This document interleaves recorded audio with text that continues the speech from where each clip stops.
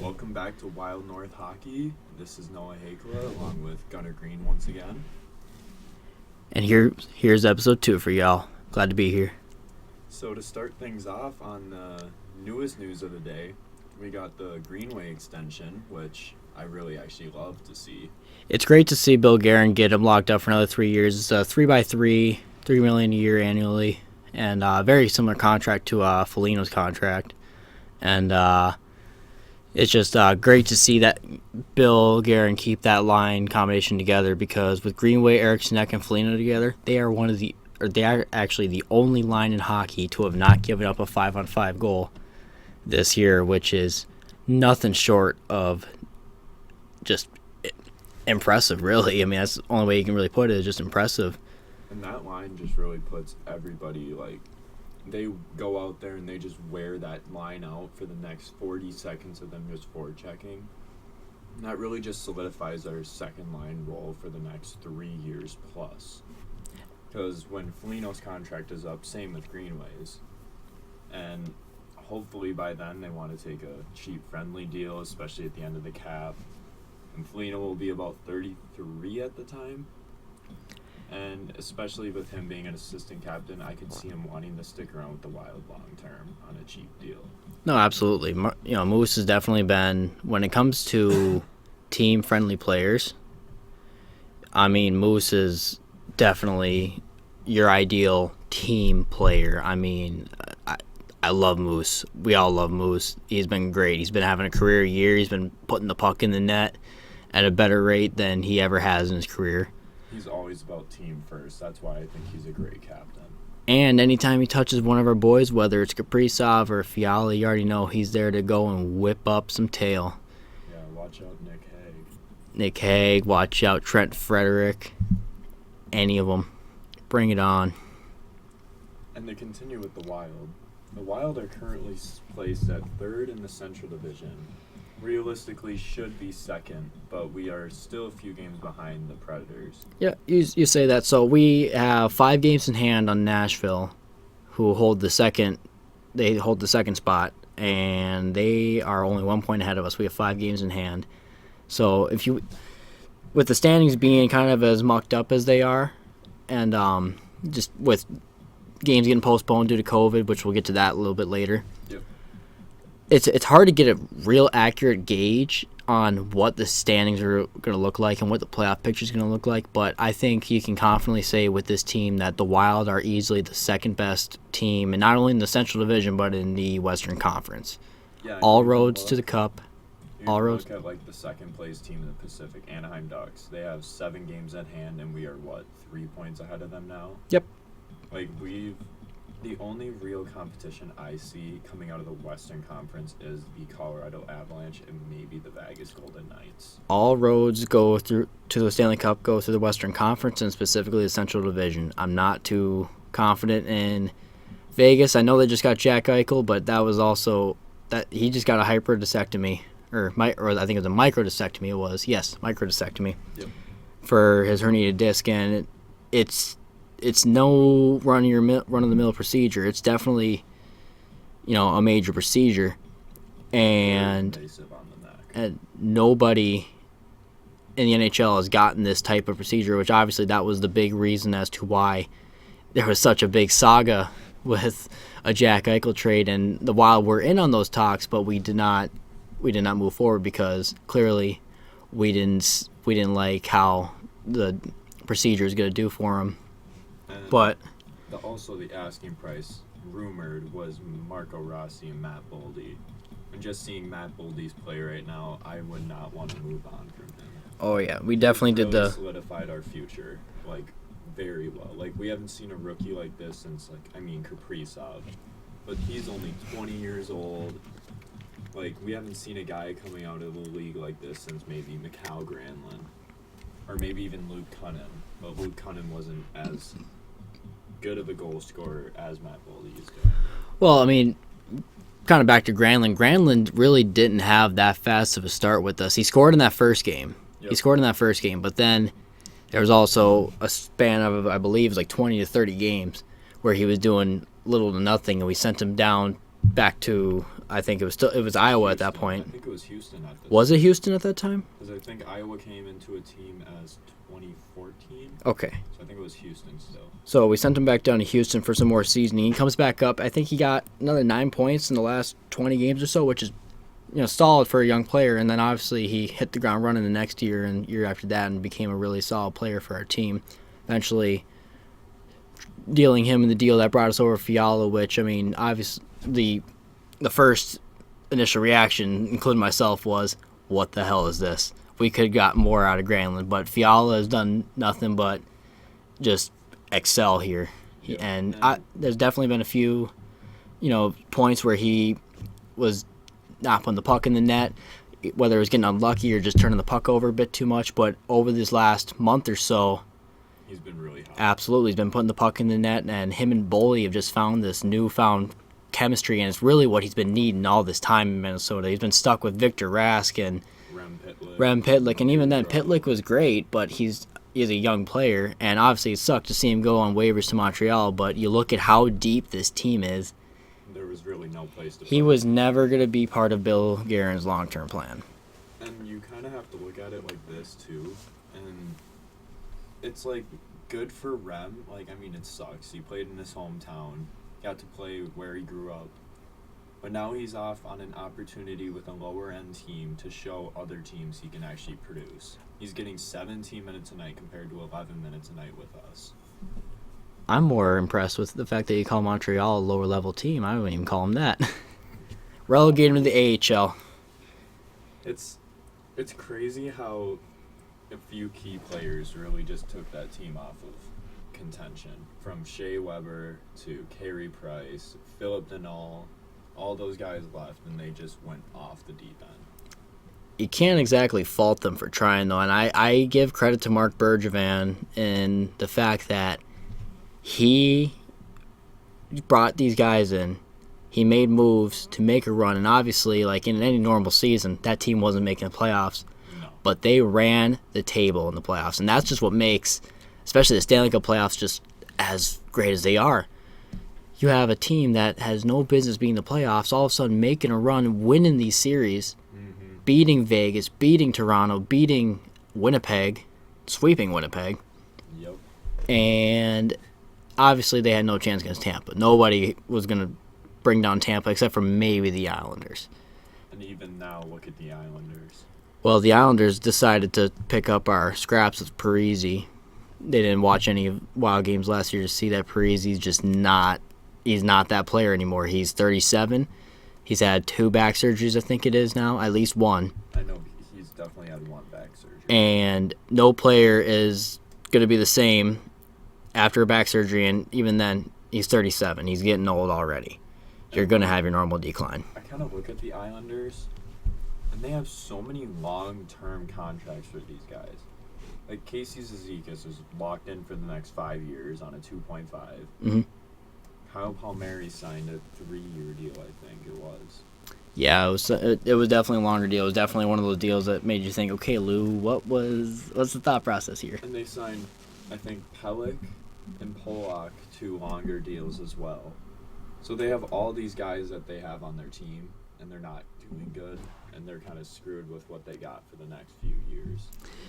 Yeah, but at the same time, that's kind of the burden of when you're going and when you're a competitor or when you're a contender, you got to take some risks. Because there's plenty of time, or there's definitely a few times where you look at teams and you think man, that risk really paid off. Why didn't any other teams think of this? But then you got to take a step back and look at these teams that are taking these risks, like the Islanders, like the Habs, and they end up falling flat on their face. And look at Winnipeg right now. Winnipeg's not doing too hot either. They really, they got rid of Line A and they got a great player in Luke Dubois, but now the age is setting in. Wheeler's getting there. They're starting to lose. They've never really had a solid defense, in my opinion, ever since Bufflin left. As soon as Big Buff left. It's just, I feel like it's time for them to kind of not, I wouldn't say rebuild, but kind of be a seller in the trade deadline, maybe to get some pieces off of others. I don't know if I call it a rebuild. And to kind of quote Chuck Fletcher this last week, they should definitely look at retooling. Yep. There's pieces there. They've got the pieces. They got Hellebuck, who's a great goalie. Maybe should stop playing the puck as much. They have Neil Pionk, who's a young, star-studded center or defenseman. Josh Morrissey's a solid defenseman in his own right. And then you look at just Pierre-Luc Dubois. I mean, ever since he got traded from Columbus, nobody's really talked about him since. But he's a solid player. He was the 3rd overall pick for for a reason. He's a very talented player. Eichel and McDavid. Yep. And so you look at these teams, they take these risks, they fall flat on their face, and you laugh at them. But I almost feel like you can't fault that. So, looking at this Wild team right now, are we thinking that are they contending now, or are we just going to kind of stay pedestrian for the rest of the year, which we've been winning games. This group knows how to win games. They don't ask how, they ask how many.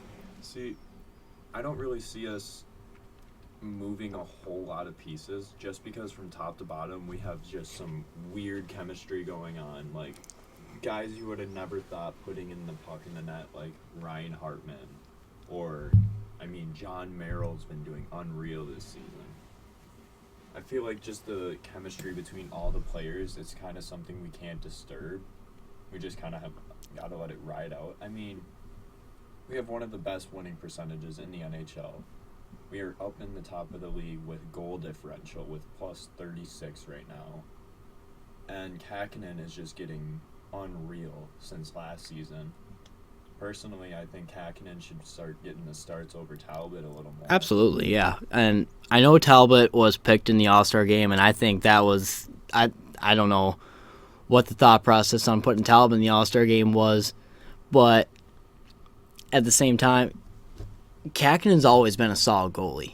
Oh, for sure. And I think, and I forgot if it was Ryan Carter or Wes Wallace who said it on a broadcast the other day, but you look at Kakkonen, when he gets the start, when he's consistently starting, he's playing really well. He's stopping the puck. He's really just winning games. And like last night against the Islanders, that was a team, that win was all Capo Kakkonen. And I think he's more of like I feel like with goalies especially, the position is all about like getting in your own head. And I feel like Kakkonen, since he is so young, and with last season Stalock not being able to play because of his heart, and getting pushed right into the NHL as a backup, I feel like he got on that hot streak, was doing really well, and then he was backing up Talbot for so long. I feel like he just got in his own head.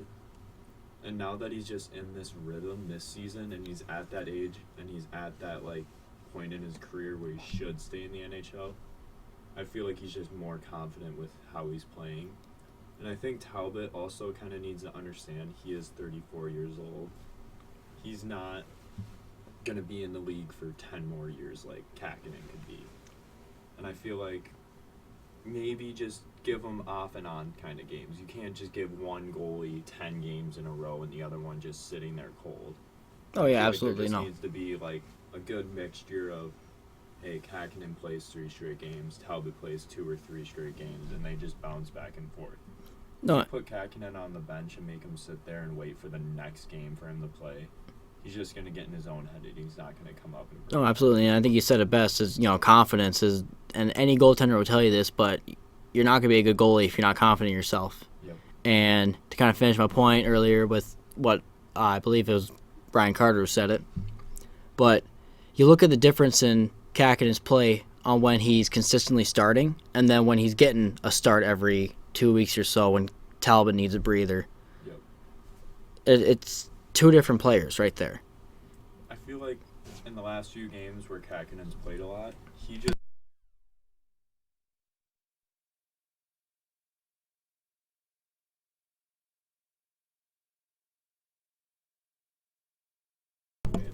He's not pulling a Marc-Andre Fleury and getting himself out of position for highlight saves. Right.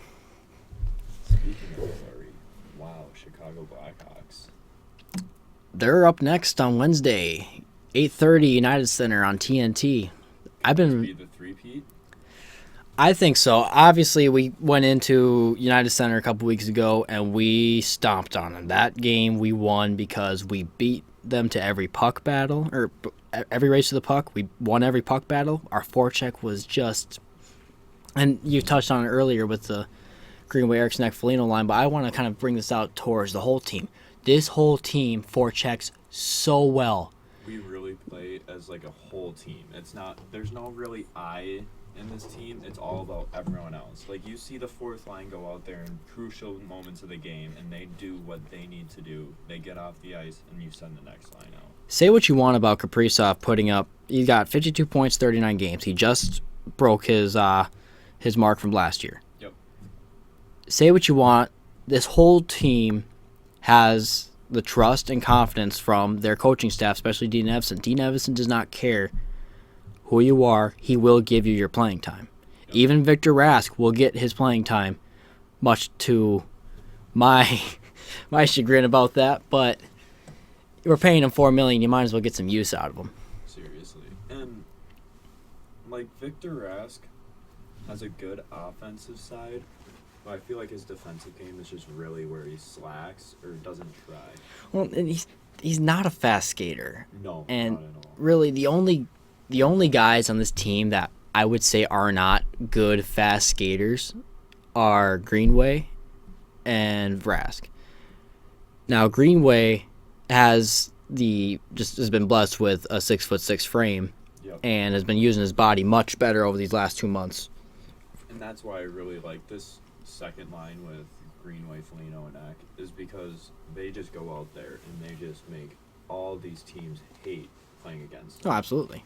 Like, imagine getting hit by 6'3", 200-plus pound guys every single time you're on the ice against them. No, absolutely. And then you're like, oh, we get a break from them. But no, you have the next line forechecking just as hard. You throw out your fourth line with Duhaime, Dewar, and, Sturm's out right now, but Sturm. They're just giving you as much pressure and speed from the first line to the fourth line. Absolutely. Speed kills. That's why I don't really want to mess with huge trade line deadline acquisitions of moving guys or bringing in guys, because I just don't want to mess with this team play that we have. I feel like there's no I in team on this team. It's all about we. For sure. And nobody in this team has been hotter, especially over this past month with all these wins, than Kaprizov, Zuccarello, and Fiala. They have been lighting the lamp up like no other. And I don't think, and I've watched the Wild nearly all my life, I don't think there's ever been a stretch like this in Wild history with players like this, with Kaprizov, Zuccarello, and Fiala, all lighting up the puck like this, or lighting the lamp up like that. But even then, that all comes back down to Kähkönen too. Kähkönen has been just outstanding over that stretch with Talbot being hurt, and I love that Evison's willing to keep giving Kähkönen these starts because he's winning these games. He's playing really well. He deserves these starts. And he truly won us that game against the Islanders. No, absolutely. Like, he has held us in many games this season, and like, even going off of the cap, Zuccarello and Fiala, I've never seen a more exciting team in Wild history. Absolutely not.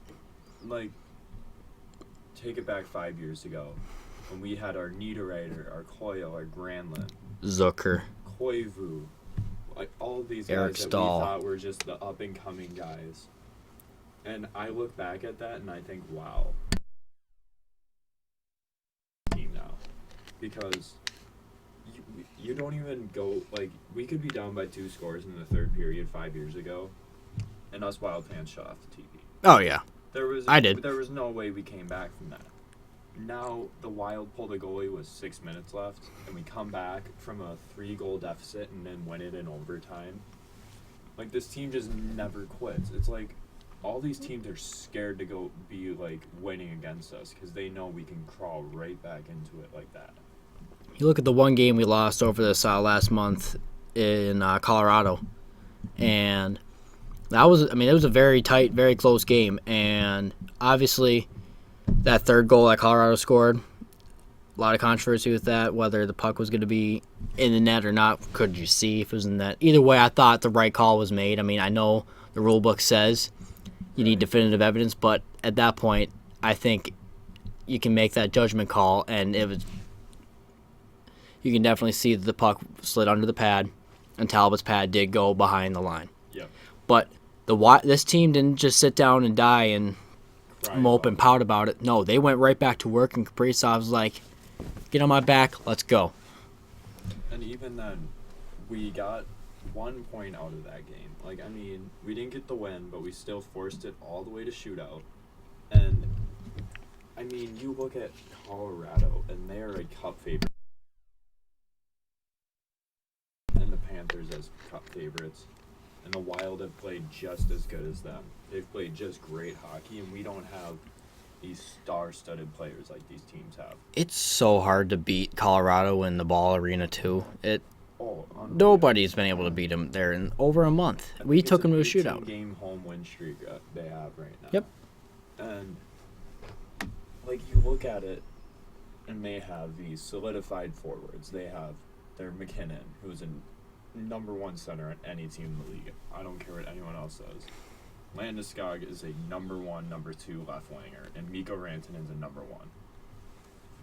You look at the Wild, we have a Kaprizov who is obviously a franchise player, but our number 1 center is Ryan Hartman.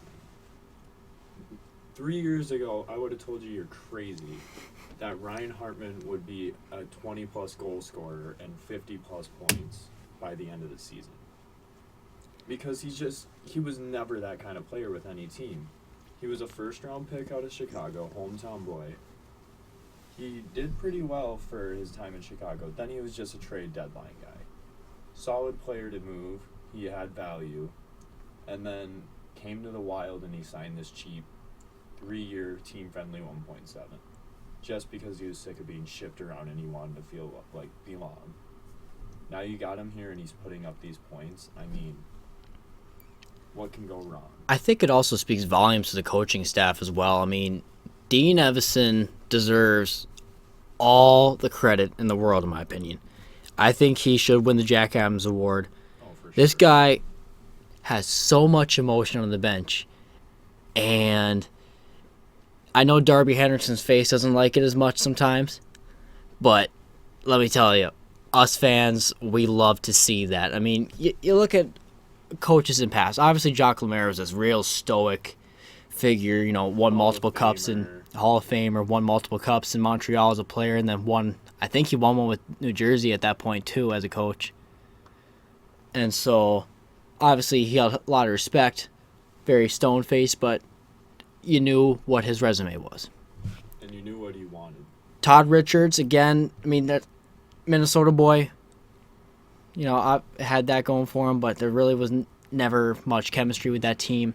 Never much emotion out of him either. You get to Mike Yeo, the only emotion you ever got out of him was out of that one video that was leaked out of the practice where he broke like 3 sticks and was pissed off at the team because I think I remember this too, we were on a big losing streak, and I think Yeo got fired like a week later after a loss to Boston. See, I've noticed a trend with Mike Yeo. He is not really a player's coach.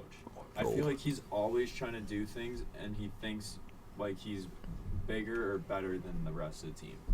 As you look at the St. Louis Blues, and they were dead freaking last in the league with.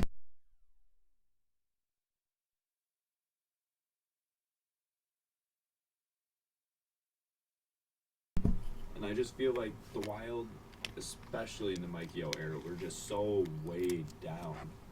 And with Dean Evison, he's just like, I don't know how to describe it, but he puts trust in all of his players, and I feel like it's just a positive feedback energy. Like, you can throw a Connor Dewar with 3 minutes left in the game and not be worried about a goal going in. Like, there's a trust factor through everybody on this team. It's kind of like, you got my back, I got your back. And Dean also has given this environment kind of similar to Billy G, where it's you work for your spot, and if you're not going to want to work, then you're not going to play. There's only one thing that matters here, and that's W's and cups. And I think that's why Zach Parise was the big guy that always got scratched, is because he wasn't in for the system. He wasn't there to work his ass off all the time. And it kind of showed on the ice when he wasn't producing. Oh, he got paid. And last year we had Brad Hunt always scratched. He would be on the ice every warm-ups before the game. Zach Parise, if he was scratched, he wouldn't touch the ice. He was not a great leader. I mean, he wore the A, but it doesn't show great leadership when you're not out there with your teammates on the ice showing that you're there for them. Oh, no. And there was definitely an attitude shift with Parise and Suter over time in their tenure in Minnesota. Because obviously, when we got Parise, he was captain. He captained the Devils to a Stanley Cup final appearance. Yep.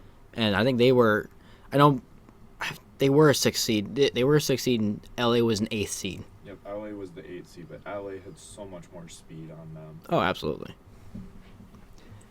Like, I love Zach Parise to death. He will always be in my heart.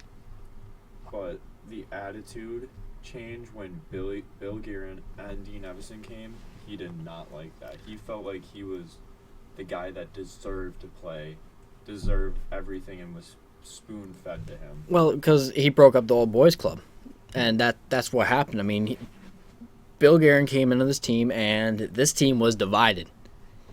You had your Parise, Suter, Koivu, Stalls. You had your established veterans. You had your almost established, not quite rookies, but not quite vets in Coyle, Niederreiter, Granlund, Zucker. Cunningham, Ack.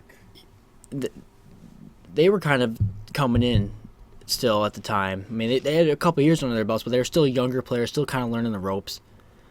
And in that time span, you fire Yo, Torchetti gets hired as the interim coach, finishes out the year. We lose in the playoffs. We cut ties with Torchetti. We bring in Bruce Boudreau.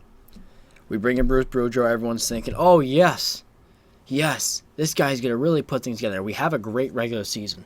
But much like a bunch of other Bruce Boudreau coach teams, flame out in the playoffs, nothing going, golfing in the spring. And basically, after that, really, I mean, it just was not a good culture around here. Like I said, you had your Parise Suters, you had your Coyle Zuckers, and then you had Erickson at Greenway, Cunningham coming up, and a few other guys coming up along the way as well. It was really a divided locker room because I feel like the Stalls, the Parises, the Koivus, the Suters, they just all thought they deserved to be there. They don't have to do extra work. They don't need to be these leaders. But these young guys really feed off of leadership. Absolutely, yeah. Do you think Connor Dewar, Matt Boldy, Adam Beckman would be coming up in the NHL with this much confidence without, from Bill Guerin to Dean Evason to the players having enough confidence in them going out there and playing? Oh, yeah. Like, when Kalen Addison was playing up, he was playing number one power play D.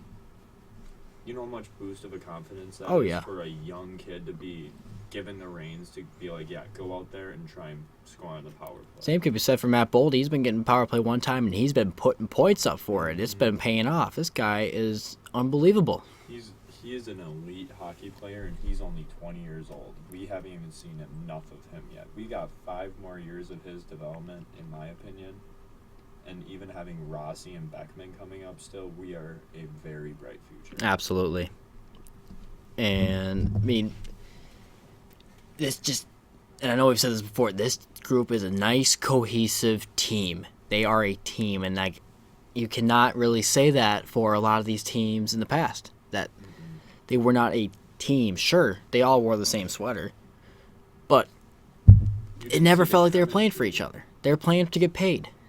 And, like, that's why I think this team is so much different. You can't just, like, all these guys get along so well. Like, Spurgeon as a captain, reaching out to these young players that don't have anywhere to have Thanksgiving with family, and he has them come over to his house for dinner. Like, that just shows great leadership. And, like, off ice, like, they can be buddies. Oh, absolutely. Like, they get on the rink and it's all about hockey, but off the ice, they're still great teammates, great friends. And, like, there was just a divide in our locker room. And it was, like, toxic. And that's why Bill Guerin, I think, just cleared out the locker room, traded all these guys. Because we needed a fresh start. We did not want those cancers in our room. No, for sure. And it's good. It's good that we got this group now, and over these last stretch of games, we've been getting wins. The important thing is, though, especially now we're in the middle of the season, In years past, we've seen wild teams flame out, and this is where usually the ship starts going down. Yep. And then trade deadline comes around. We trade our young prospects that are in there for a guy that we think is going to make a difference for a playoff run, which ends up losing in the first round. Matt Mollison, Martin Hansel, Chris Stewart. Although I like Stewart. I really did like Stewart. Everybody loves Stewie. But you look at these next stretch of games, because the Olympic break, and this is something we talked about a couple weeks ago, how they were going to use this Olympic break now that there's not going to be any NHL participation in the Olympics. Moving forward with that, they've now rescheduled games for that break. Yep. And so looking at these next stretch of games, there's quite a few key games here to point out. And so obviously we have this Wednesday, we play Chicago in United Center. Another solid game that we should win. I mean, in division games, you always want to win those. And especially against a rival like Chicago, and they're beat and they're torn down. Their organization's in shambles. They've had a bunch of info come out about the Kyle Beach investigation, obviously, so there's plenty of fans not looking at them quite the same, and I don't blame them. They shouldn't. That whole situation just leaves a sour taste. Absolutely, yeah. And so Chicago, big game. Then after the Chicago game, we have a 5-game absence, or not absence, but 5-day absence. Yeah, we have a 5-day absence or so. Play Winnipeg in Winnipeg. Winnipeg in their barn's always been hard to play. They may not have the most seats there, but those fans up in Winnipeg are loud. I mean, wait, can they have fans though in Canada? Oh, that's right. I forgot about that. I was just thinking to myself, because weren't they looking at going to Yes, they were. To do their game so they could have fans? So you have Winnipeg there, another big game, and they're again, Chicago and Winnipeg are at the bottom of the division right now, but they're still solid teams, and you don't want to be dropping those games. And they're still fighting for a playoff spot just as much as we are. And so the moment when you're a team at the top, the moment you start dropping these games consistently, especially against lower end teams, that's what separates the good contending teams from the they'll be in the playoffs and they'll just be a placeholder in the second round or whatever. Kind of like the Wild have been. Exactly. And in years past, the Wild have come into this stretch of games, and we've been losing these games in games that we should absolutely be winning. But then you look at how this team's been playing now. We're winning so many of these games. We're outplaying, outmuscling. I mean, we flat out bullied Montreal. Oh yeah. I mean, good God. I mean, I only kept watching because it was kind of funny to see how things ended off, and obviously it took them about 3 minutes to finish the last 5 seconds of the game. But you look farther into the stretch, there are plenty of good teams that will be playing. Carolina, we'll be seeing them. Must-need win. Absolutely. We'll be seeing Florida again about a little less than a week later after that. And Florida, when we initially played them, it was a close game. But we also lost Spurgeon to injury in that game. Exactly. So we weren't full strength. And I don't know if we're going to be exactly full strength that game either. But hopefully, since we'll have Spurgeon back in the lineup, knock on wood, that All-Star break Yep. in there too. Yep. And going back to when we played the Colorado Avalanche, we were not healthy. Oh no. We were missing, were we missing Brodeen and Spurgeon? Brodeen was not playing that game. So we were for sure missing Brodeen. I think we were missing Eck. Spurgeon was in that game. We were missing Eck, Yep. I think. Was Kaprizov playing? Nope, Kaprizov tied the game. So yes. Yes, he was playing the game. He was a big part. But a full, healthy Minnesota Wild team can compete with anybody in the league. Mm-hmm. The New York Rangers are top 5 in the league statistically, by points wise. And we went out there, we got dominated in the first period. But after that, it was our game. Rangers were chasing us. They were up by 2, and we just came back and bullied them for 3. This team just does not quit, and we've at this point we're sounding like broken records. But I mean, this team just has continued not to quit. And you look at Kaprizov, and he is all you see is his offensive sides and highlights. But this guy will give his hardest on every back check. He will go in the corners, play his ass off. He isn't afraid to get physical. You've seen it against Goudreau on the face-off, shoving him back on the face-off. He's not like a Patrick Kane. Patrick Kane was a very offensive-sided player. not much back checking, not much corner play. Kirill will do everything he can because he's all about the team, all about winning this game. And I feel like it's just a toxic, or not toxic, but a very, what's the word for it? Like, everybody catches on to this kind of play. It rubs off on it. He's rubbing off on a lot of these players, and that's another big thing, too, because we've never had this star-type player. I mean, say what you want about Gabrick. But he's blowing Gabrick's records away left and right. I mean, we had the Parisi when we first signed him as a superstar, so to speak. But even then, Kirill is just a unique player. Mm-hmm. You don't see a Parisi almost pulling a Michigan off in a game, or skating 3 circles around the Canadians in the offensive zone without being touched. Yep. He is just a once-in-a-lifetime kind of player, in my opinion. No, absolutely. And when you have, especially because, I mean, this stretch of games coming up here through the month of February is going to be tough. Not necessarily an opponent strength. Obviously, Florida and Carolina are solid. Toronto's a solid team in the regular season. Yep. But the big thing is a lot of these games, especially around the end, are road games. So the key thing is to make sure mentally ready. Yep. Mentally ready to go out there and have not our own fans, but ready to play hockey without cheering for us. And even then, it was the whole last week of February. We're playing all Canadian teams on the road, so little to no fans in the building. It's gonna be kind of reverting back to last year. Obviously, having fans in the building changes things, but it can still it can throw you off, especially because they've been playing with fans all year now. Everything's been sort of getting back to normal until a monkey wrench is thrown into that, and now things are a bit different now, and you got to adjust. And so, and I feel like we play with such intensity though, and such grit and want. I feel like we don't have much to worry about going into these Canadian games of no fans, just because we go out there and we just play our game. We play simple. And Dean said in the post-game interview, he said, I didn't even have to say anything about our players getting off our game. Captain Jared Spurgeon spoke up and said, we just need to play our game, play to what we're used to playing, and we'll get this win. Exactly. And that's what you like to see. You like to see your captains and your players step up and be vocal leaders. I never really saw that from, I love Koivu, I love Parisi, I love Suter.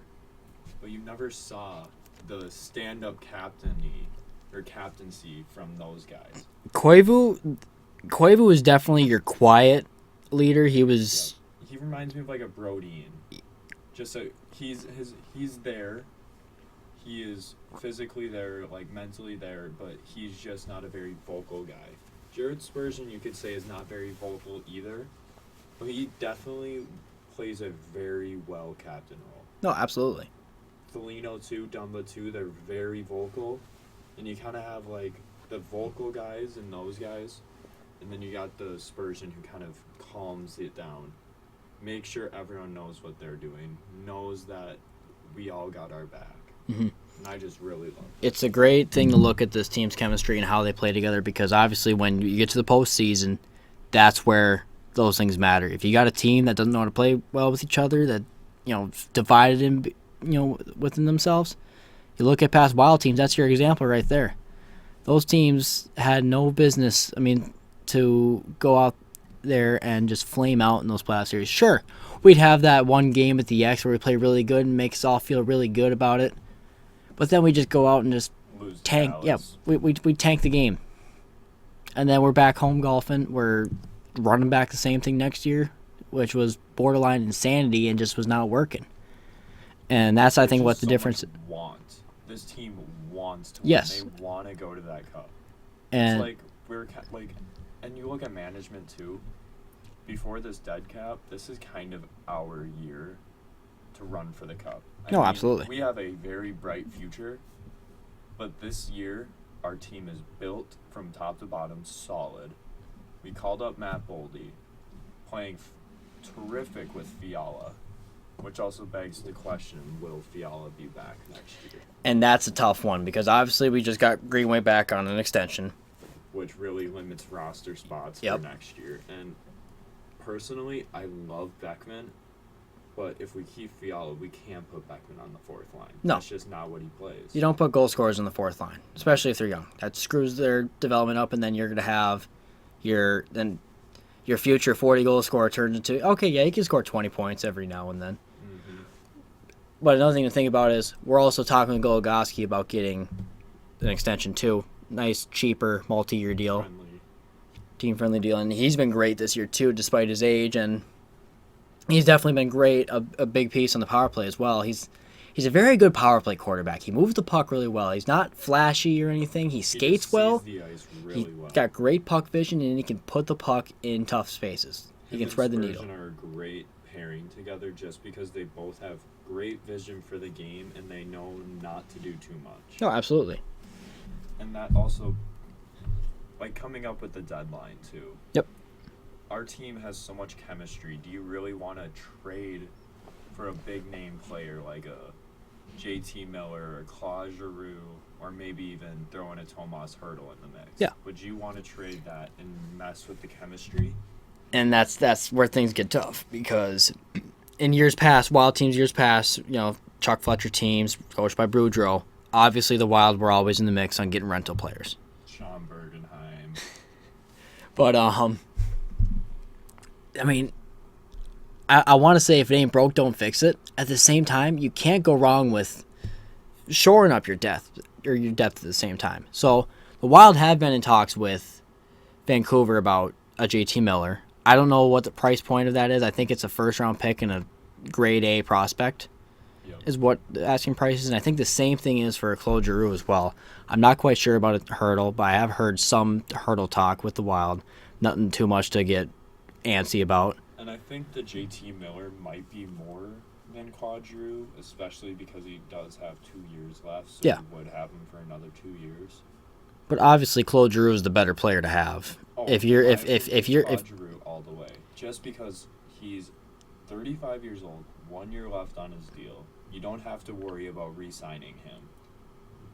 You go into these playoffs and you have someone who almost won a Stanley Cup if it wasn't for Patrick Kane putting it 5-hole. Yeah. And Claude Giroux is still a really solid player. I think he has 41 points this year. And that's not a bad number to have. Mm-hmm. Especially for 35. He's always been a very talented and borderline underrated player. Problem is Philly was never able to put a solid roster around him to really get on that extra hump. But he's always been a really solid, really skilled player. And he's a great two-way forward. And a great leader too. And honestly, that's what I think is our best bet, is going for a guy in the league that has proven his spot. He's been a captain for a decade plus now. Mm-hmm. And I think that would really solidify that Fiala and Boldy line. It would. Problem is, because like you said, he's got 1 year left in his deal, so he'd definitely be a 1 year rental. We would not re-sign him unless he just somehow really likes it here and takes a really team-friendly deal, which that likelihood of that, I have a bigger likelihood stepping out getting struck by lightning right now. It's winter. There's snow on the ground. But, I think if the Wild are going to be making any moves, we're going to be making moves to kind of keep shoring up that defensive depth. And one guy we've been linked to is Calvin DeHaan from the Blackhawks as well. Yep. And I think, looking at maybe shorter depth deals is definitely going to be easier for us, because you look at Claude Giroux, you look at JT Miller, they're very solid players. It's just the cap hit that's the cap hit throws it off. And then how willing are you really to unload an A-level prospect? Are you able to market a guy like Alex Kovanov or a Marat Kuznetsov? Or Adam Beckman even. Or, yeah, exactly. I mean, like, Adam Beckman, you would have no problem trading him. There's a lot of players or teams that know the type of player he can become. But why would you want to get rid of that? Especially if there's so much cloudiness. I really don't want to get rid of that either, just because of the uncertainty of Fiala's situation. Yep. Exactly what I was going to go into. And having, like, this third line right now is Fiala, Gaudreau, and Boldy. You would love to hope for next year that Rossi fills in that third line spot. Yeah. And having Beckman, Rossi, and Boldy on the same line, would just show our future second, first line for the next years to come. Oh, yeah. And even though Fiala's been doing very well the last month with his point streak and all, with his uncertainty of his contract length or heaviness he wants, I just really don't see us taking that risk and putting Beckman back in the AHL for another season.